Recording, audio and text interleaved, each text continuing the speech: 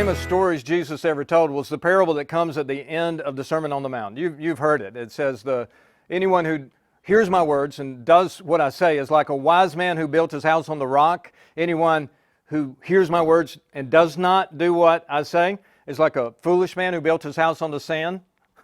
Let me show you what the land can teach us about that parable. We've come up into the mouth of a wadi. We would call it a canyon in the United States.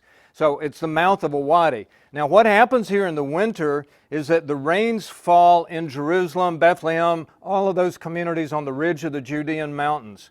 As the water comes toward the Dead Sea, it begins to gather, little streams, little torrents, and then rivers, and then bigger rivers, and they eventually join together in raging flash floods that wind up in a place like this. So we're in the very mouth of a wadi. In fact, I can see whitewashed walls that go up 50, 60 feet.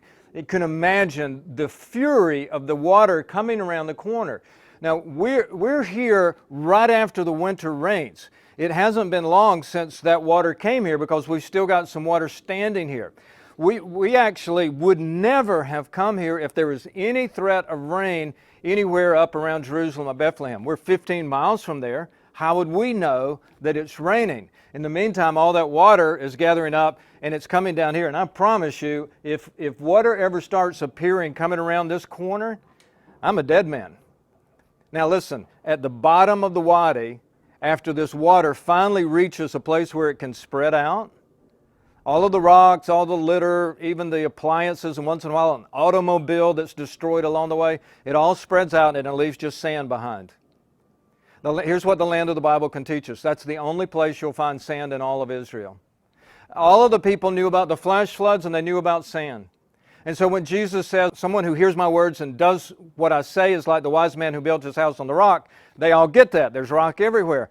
You build your house on the sand? What an idiot. You would never build your house in the path of a flash flood. And Jesus says, don't put your life there either. In a spiritual sense, you want to put yourself in a place where you can stand firm and not be destroyed. And that's just one of the many, many ways the land of the Bible can give us insight into familiar passages. We're walking through Israel. I hope you'll join us as we continue down this road. I'm Andy Cook, helping you experience Israel right now.